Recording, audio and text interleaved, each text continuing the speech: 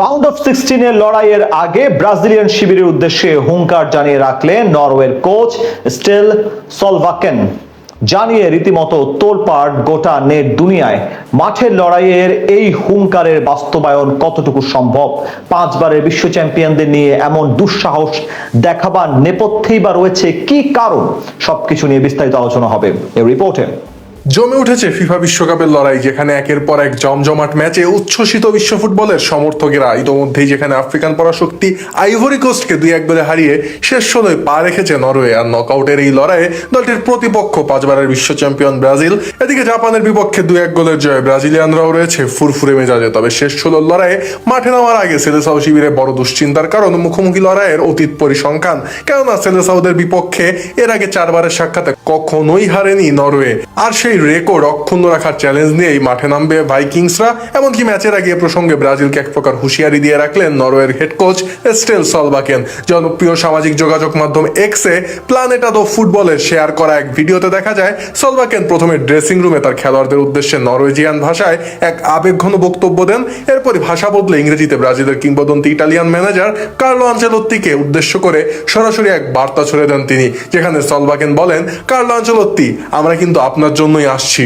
আর কোচের এমন রসিকতাপূর্ণ এবং একই সাথে সাহসী ঘোষণা শোনার সঙ্গে সঙ্গে পুরো ড্রেসিং রুম উল্লাসে, হাততালিতে আর হাসিতে ফেটে পড়ে। মূলত আইভরি কোস্টের বিপক্ষে জয়ের পর দলের এই ঐতিহাসিক মাইলফলককে স্মরণীয় করে রাখতে নরওয়ের পোস্টার বয় ও তারকা স্ট্রাইকার আর্লিং হালান্ডও পরে সামাজিক যোগাযোগ মাধ্যমে হাজির হন। ইনস্টাগ্রামে ম্যাচের একটি ছবি শেয়ার করে তিনি সেখানে ক্যাপশনে লেখেন, এমন একটা দিন যা আমরা কোনোদিনই ভুলব না। উল্লেখ্য যে ফুটবল ইতিহাসে নরওয়েই একমাত্র দেশ যারা একাধিক ম্যাচ খেলেও ব্রাজিলের বিপক্ষে পরাজয়ের স্বাদ পায়নি। এখন পর্যন্ত 4 ম্যাচে মুখোমুখি হয়ে প্রতিবার অপরাজিত থেকে মাঠ ছেড়েছে নরওয়ে। এর মধ্যে তারা জিতেছে 2টিতে আর ড্র হয়েছে বাকি 2টি ম্যাচ।